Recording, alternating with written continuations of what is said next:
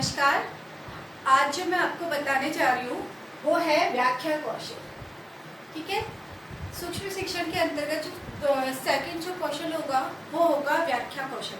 सबसे पहले मैं आपको बता दूं कि व्याख्या कौशल होता क्या है। व्याख्या कौशल होता है, जैसे कि हमने स्टार्टिंग में प्रस्तावना कौशल पढ़ा, ठीक है, उसमें हमने प्रस्तावना प्रश्न पूछे ना, और लास्ट में क्या शायद सांप्रदायिकता के बारे में मैंने आपको जो है प्रस्तावना क्वेश्चन पूछे थे, वो सांप्रदायिकता से रिलेटेड पूछे थे।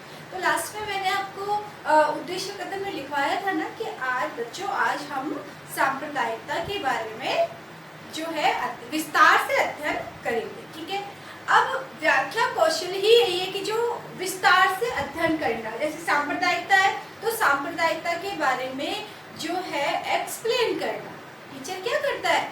टीचर एक्सप्लेन करता है।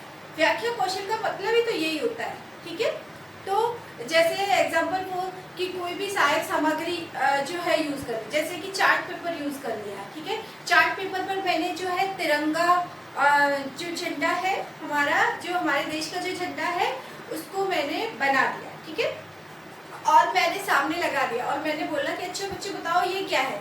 तो आप क्या बोलोगे कि मैम ये क्या है? ये हमारा झंडा है। ठीक है, अच्छा इसमें जो है हमारे झंडे के अंदर कितने रंग होते हैं? आप बोलोगे मैम 3 रंग होते हैं। अच्छा ये क्या है? ये क्या है? चक्र है ना। तो ये इस तरह से जब क्वेश्चन पूछते हैं, अच्छा बताओ कि इस हमारे जो झंडा है उसके जो 3 रंग है वो मतलब वो किस चीज को बताते हैं, है ना। उन 3 रंगों का जो महत्व है वो क्या है। ठीक है, तो वहाँ पर क्या हो जाता है कि वहाँ पर आप उस चीज का जवाब नहीं दे पाते हो, तो टीचर क्या करता है? टीचर एक्सप्लेन करता है। टीचर क्या करता है? टीचर एक्सप्लेन करता है। अध्यापक एक्सप्लेन करेगा कि हमारे जो देश का जो झंडा है उसमें जो चक्र है उसका क्या महत्व है ना, और तीनों रंगों का क्या महत्व है ना। तो ये क्या हो गया? ये व्याख्या करना हो गया। इसमें स्टूडेंट्स का रोल क्या होता है? जब क्वेश्चंस यदि पूछेंगे तो क्वेश्चंस जब पूछते हैं तब तो स्टूडेंट्स क्या रहते हैं? एक्टिव रहते हैं ना भाई, आंसर देते हैं। और जब बात आती है एक्सप्लेन करने की, और जब एक्सप्लेन टीचर करता है उस वक्त स्टूडेंट क्या रहते हैं? मौन रहते हैं, शांत रहते हैं, चुपचाप सुनते हैं। अब मैं आपको बताऊं व्याख्या कौशल का जो सही तरीका होता है वो कौन सा होता है। वास्तव में ये जो स्किल होती है वो इफेक्टिव कब मानी जाती है। ठीक है, एक तो आप किसी नेता की तरह स्पीच देना शुरू कर दो, शुरू में तो बड़ा इंटरेस्ट आएगा, ठीक है, लेकिन बाद में क्या होगा? बाद में क्या हो जाता है? बोरियत सी फील होने लग जाती है। यदि भाषण लंबा चलता है तो आप लोग बोरिंग फील करते हो ना, आपको लगता है ना कि अब ये पकाऊ हो गया, ये चीज हमें क्या लगने लग जाती है? पकाऊ लगने लग जाती है, और ये ट्रुथ है। यदि कोई टीचर आपको पढ़ाता है और यदि उसका टाइमिंग अगर कहते हैं ना कि कम से कम 30 मिनट का एक क्लास एक लेक्चर होता है, अगर 30 मिनट से 40 मिनट या 50 मिनट हो जाती है, ठीक है, 1 आवर हो जाते हो, तो आप बिल्कुल पक जाते हो। एक ही सब्जेक्ट को पढ़ते पढ़ते आप क्या हो जाते हो? पक जाते हो, आप बोरियत फील करने लगते हो, आपको इंटरेस्ट नहीं आता जो स्टार्टिंग में आता। व्याख्या कौशल बहुत इंटरेस्टिंग, यदि हम चाहें तो बहुत इंटरेस्टिंग इस क्वेश्चन को बना सकते हैं। कैसे बना सकते हैं कि जैसे जब आपको किसी भी टॉपिक के बारे में, कोई प्रकरण के बारे में उसकी व्याख्या की जा रही है, तो उसी से रिलेटेड कोई इंटरेस्टिंग सी स्टोरी आपको सुना दी जिससे आप बोरियत फील ना करो, है ना। उसी से रिलेटेड कोई घटना है वो आपको बता दी ताकि आप बोरियत फील ना करो। कुछ बीच बीच में कुछ इंटरेस्टिंग सा जो है बच्चों के साथ में कहते हैं ना कि अंतःक्रिया जो होती है, कम्युनिकेशन जो होता है ना, वो बीच बीच में होता रहे। ठीक है, तो ये क्या है? ये व्याख्या कौशल है। इसमें मेन रोल टीचर का होता है। टीचर बहुत, जो अध्यापक होता है वो क्या होता है? एक्टिव होता है, और स्टूडेंट्स क्या करते हैं? अध्यापक को सुनते हैं, समझते हैं, उस जो टॉपिक वो पढ़ा रहे होते हैं उनको समझते हैं। ये व्याख्या कौशल है। लेकिन यदि हम व्याख्या कौशल के अंदर इन घटकों का ध्यान रखें, देखो एक होता है कि सबसे मेन चीज होती है व्याख्या कौशल में कि हमारी जो वॉल्यूम है, हमारी आवाज है, हमारा कॉन्फिडेंस लेवल है। अगर टीचर की वॉल्यूम जो है वो दबी दबी आवाज उसकी दबी दबी रहेगी, स्लो आएगी, तो बच्चों के समझ में नहीं आएगा। और ज्यादा तेज वॉल्यूम भी नहीं होनी चाहिए कि जो कि कानों में चुभे, है ना। इतनी स्लो भी नहीं होनी चाहिए कि बच्चे को सुनाई भी ना दे। कई बार आप कहते हो ना मैम आवाज नहीं आ रही, सर आवाज नहीं आ रही, है ना, बोलते हैं ना। तो वो चीज इसमें होती है। एक जो कहते हैं ना कि एक तो जैसे कि कोई अच्छे से टॉपिक आ रहा हो, कोई जोश वाला, तो एकदम से आवाज़ जो है ऊंची हो जाती है ना।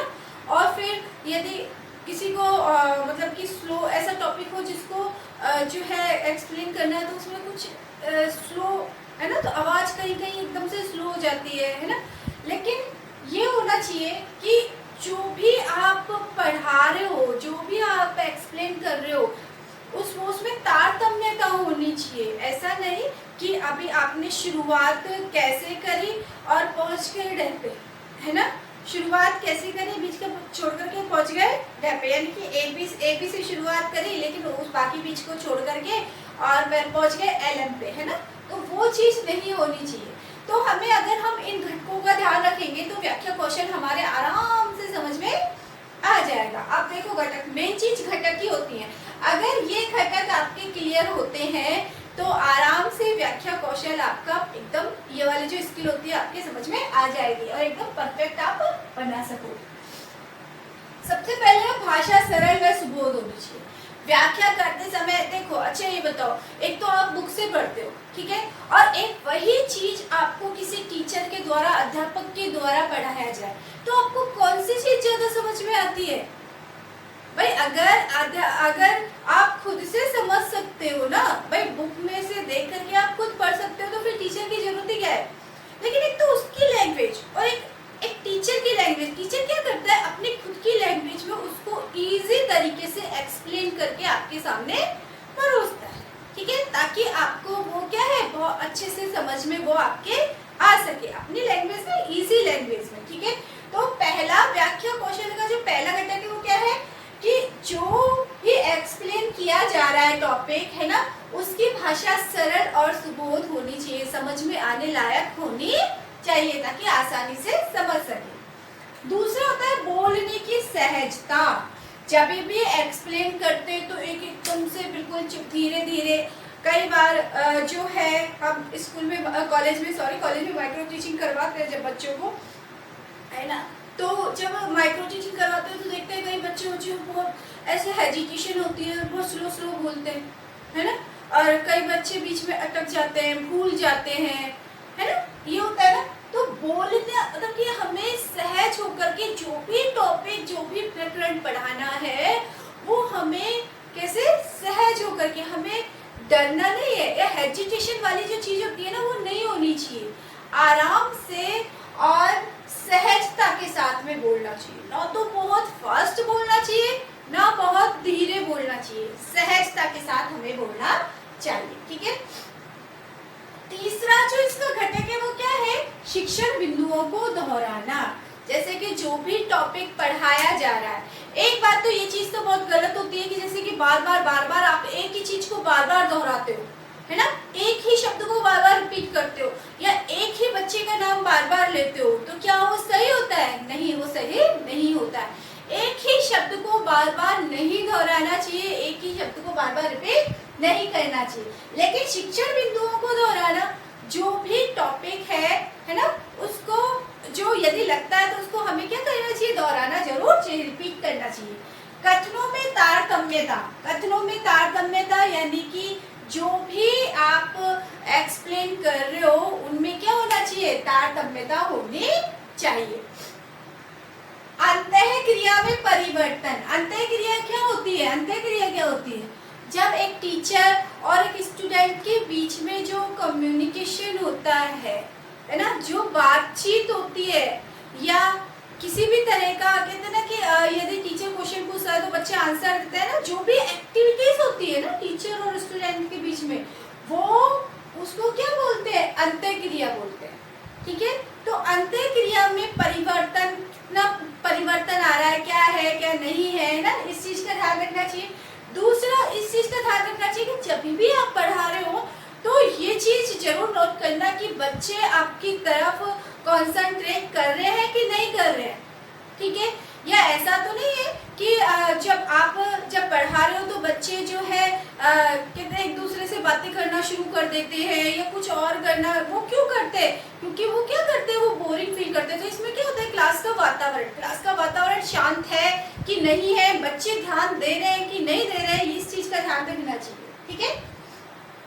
व्याख्यान समापन की जब भी जो भी आप एक्सप्लेन करते हो है ना, जब वो समाप्त होता है, जब कहते हैं ना कि हाँ आपने टॉपिक क्लियर कर लिया, आपने ये टॉपिक बच्चों को पढ़ा दिया है ना, तो आप उसका समापन किस तरह से करते हो है ना, उसका जो लास्ट होता है ना, कोई भी टॉपिक को हम खत्म करते हैं तो उसके बाद में मतलब आप किस तरह से उसको खत्म करते हो, ये चीज मेन होती है। विचारों कथनों को परस्पर जोड़ने वाले शब्दों मुहावरों वाक्यों का समुचित प्रयोग। तो देखो इसमें ये होता है कि आप जो भी पढ़ाते हो तो कई बार ऐसे कठिन शब्द आ जाते हैं। यदि मैं हिंदी की बात करूं, क्योंकि ये तो सोशल स्टडी कर रहे हैं हम ना, सोशल स्टडी की जो माइक्रो टीचिंग है वो कर रहे हैं। यदि हम हिंदी की बात करें तो हिंदी में है ना, जो बहुत सारे ऐसे वर्ड्स आते हैं, सोशल स्टडी में भी ऐसे बहुत सारे वर्ड्स आते हैं जिनका मीन पता नहीं होता, जिनका अर्थ पता नहीं होता है ना, तो वो चीज हम कैसे, उनका किस तरह से हम प्रयोग करते हैं। हिंदी में यदि कहें तो कठिन शब्द जो होते हैं उनका प्रयोग, मुहावरों का, वाक्यों का अच्छे से प्रयोग हम कर रहे हैं कि नहीं कर रहे हैं है ना, उनको अच्छे से एक्सप्लेन कर रहे हैं, जो कठिन शब्द होते हैं उनको बच्चों को बता रहे हैं कि नहीं बता रहे हैं है ना, वो चीज यहाँ पर आती है। ठीक है, तो ये मोस्टली जो है हिंदी या संस्कृत वाले जो सब्जेक्ट्स के जो स्टूडेंट्स होते हैं उनके लिए होती है। ठीक है, तो अगर ये घटक हमारे क्लियर हो जाते हैं ना, तो व्याख्या कौशल जो है हमारा क्लियर हो जाएगा। लेकिन इससे पहले हमको ये जानना जरूरी होता है कि इसकी विशेषताएं क्या क्या होती है। व्याख्या कौशल की विशेषताएं सरल और सहज। हाँ, व्याख्या कौशल जो होता है, लेकिन हम अर्थ देख लेते हैं। हालांकि मैंने आपको इसका जो अर्थ है वो बता दिया है कि व्याख्या से तात्पर्य किसी विषय वस्तु पर आधारित उन कथनों से है जो पूरी तरह संबंधित, सार्थक और क्रमबद्ध होते हैं।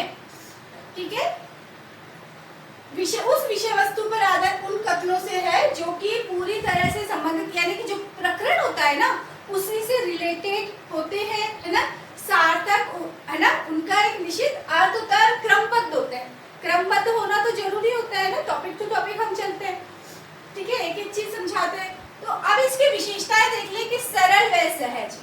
व्याख्या कौशल क्या होता है, सरल और सहज क्यों होता है, क्योंकि टीचर के द्वारा समझाया जाता है, अध्यापक के द्वारा अपने लैंग्वेज में उसको एक्सप्लेन किया जाता है। वैज्ञानिक उपकरणों का इसमें प्रयोग नहीं होता है। इसमें किसका प्रयोग होता है, इसमें सिर्फ टीचर का मेन रोल होता है। इसके में मेन रोल किसका होता है, अध्यापक का होता है, इसलिए इसमें वैज्ञानिक उपकरणों का प्रयोग नहीं होता है। बालक की शंकालु प्रवृत्ति का निवारण, यानी कि बच्चे क्या होते हैं, जिज्ञासु होते हैं, बच्चे शंकालु होते हैं कि ये चीज मेरे समझ में नहीं आई, मैम ये क्या है, इसका क्या मतलब होता है, हमारे समझ में नहीं आया।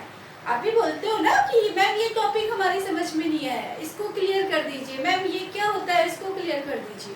तो उस चीज का निवारण कौन करता है, टीचर करता है। कैसे करता है, उसको एक्सप्लेन करके। ठीक है, तो बालक की शंकालु प्रवृत्ति का क्या होता है, इससे निवारण होता है। चिंतन शक्ति का विकास होता है, बच्चा जिज्ञासु होता है ना, और किसी भी चीज को जानने की बच्चे की इच्छा होती है, तो बच्चे के अंदर चिंतन शक्ति का विकास होता है। विषय वस्तु को विस्तृत रूप में प्रस्तुत किया जाता है।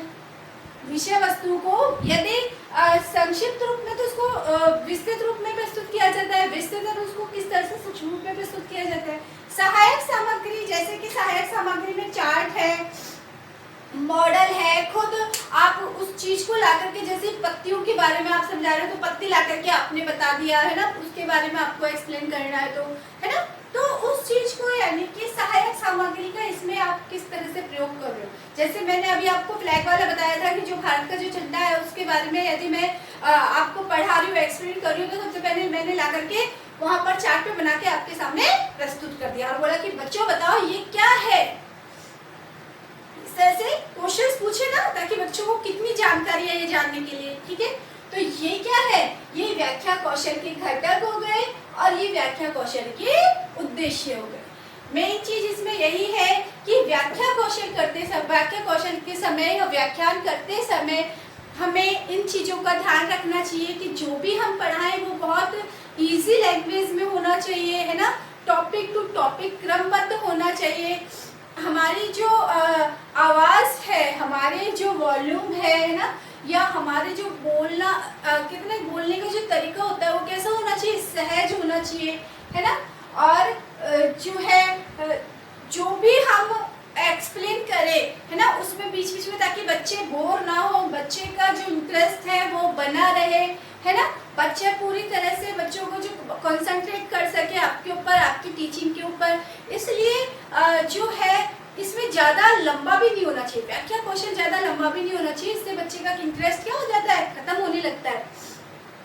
बच्चों को इंटरेस्ट बनाने के लिए बीच बीच में बच्चों से कुछ इंटरेस्टिंग से क्वेश्चंस पूछ लिए, है ना, मतलब कुछ इंटरेस्टिंग से स्टोरी सुना दी, या उससे रिलेटेड कोई प्रकरण है, कोई घटना है, उसके बारे में बता दिया, है ना। तो ये चीज़ें बीच बीच में यदि करते रहे तो बच्चे भी बोर नहीं होते, इंटरेस्ट भी बना रहता है। अगर हम चाहें तो व्याख्या कौशल जो होता है वो बड़ा इंटरेस्टिंग होता है, डिपेंड किसके ऊपर करता है, टीचर के ऊपर। तो आप लोग इसका स्क्रीनशॉट ले लीजिए ताकि मैं व्याख्या कौशल का जो फॉर्मेट है वो मैं आपको बता सकूं।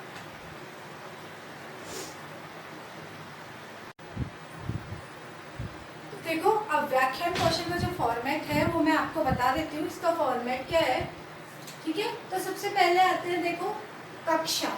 कक्षा हमने ले ली कौन सी, 7। कौन सी क्लास ले ली, 7। विषय सामाजिक अध्ययन।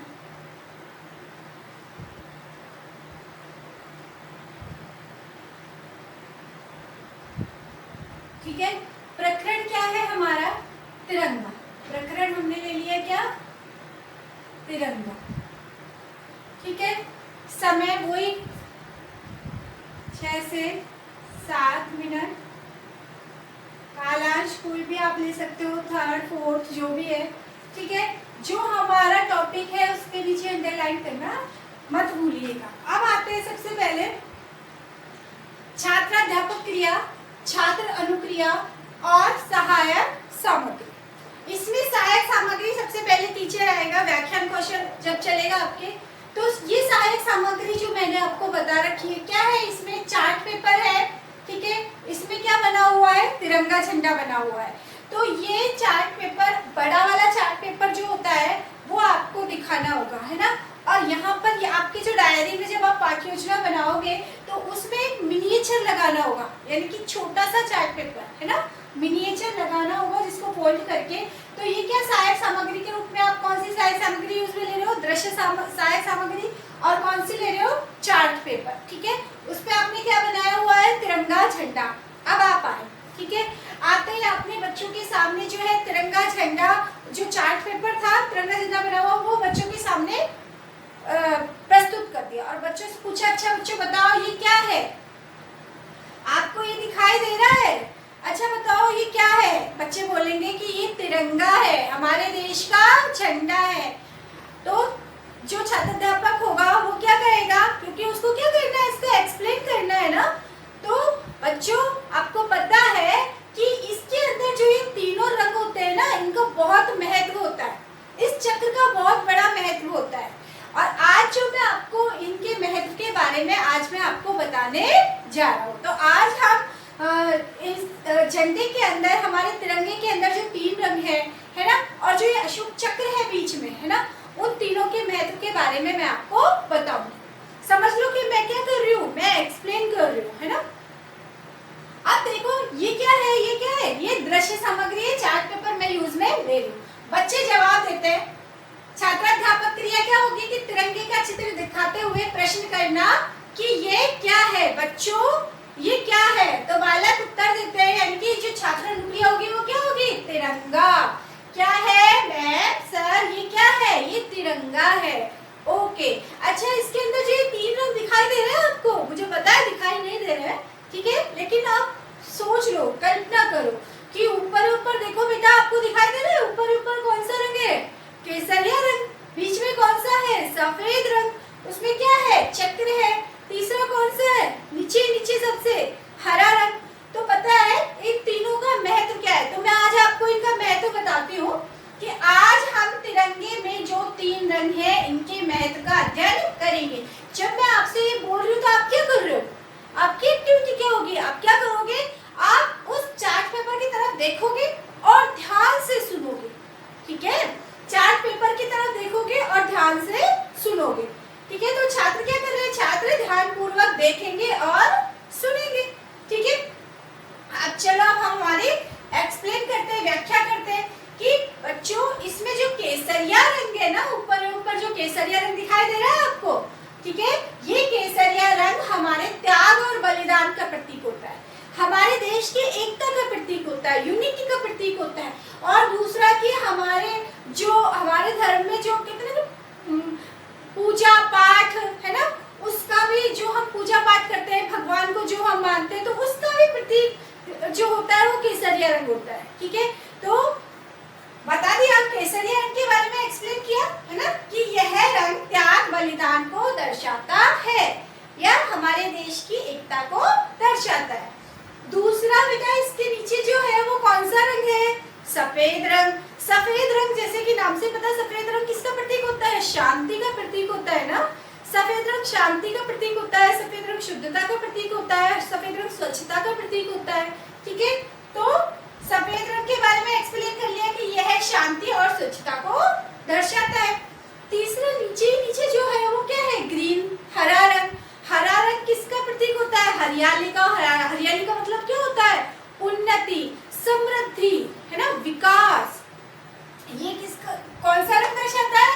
हरा रंग। यानी कि हरा रंग खुशहाली का, समृद्धि और उन्नति का प्रतीक होता है।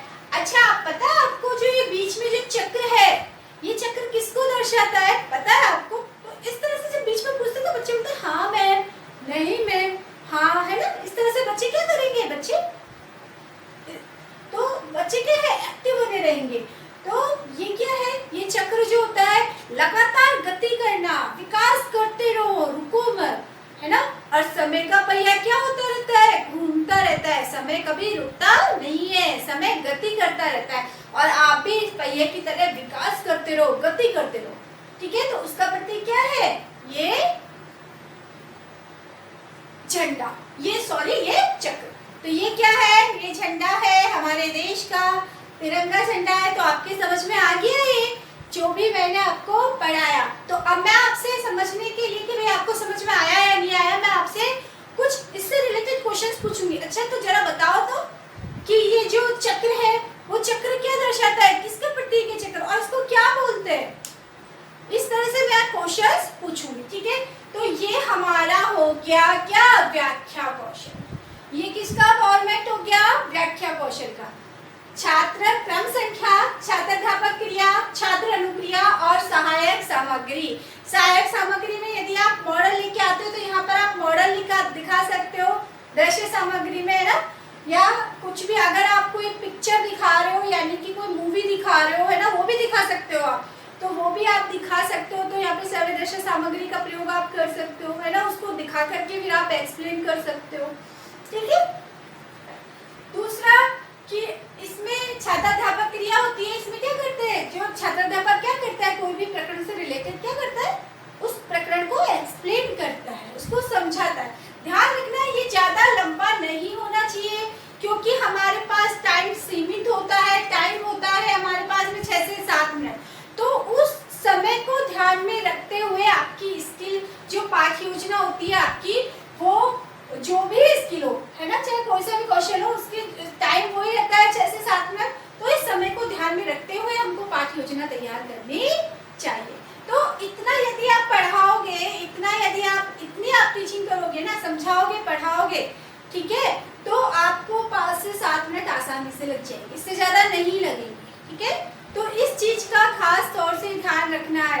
व्याख्या कौशल के अंदर हमें ध्यान रखना है कि हम व्याख्या कर रहे हैं, व्याख्या करते समय जो हमारे एक्सप्रेशंस क्या होते हैं, दूसरा व्याख्या करते समय हम किस तरह से बच्चों से अंतःक्रिया कर रहे हैं, व्याख्या करते समय हमारी जो आवाज है, हमारे जो बोलने का तरीका है वो क्या है ना, क्रमबद्धता, ये क्या है? क्रमबद्धता ही तो है ना, क्रमबद्धता है कि नहीं है, इन सब चीजों का यानी कि इसके जो घटक है जो मैंने आपको बताया है उनका हमेशा ध्यान रख के चलना होगा।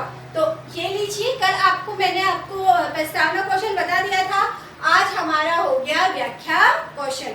तो किसी तरह का कोई डाउट हो तो आप उसे क्लियर कर सकते हो। तो आज के लिए आज का जो भी था हमारा हो गया। तो thank you, take care, have a nice day.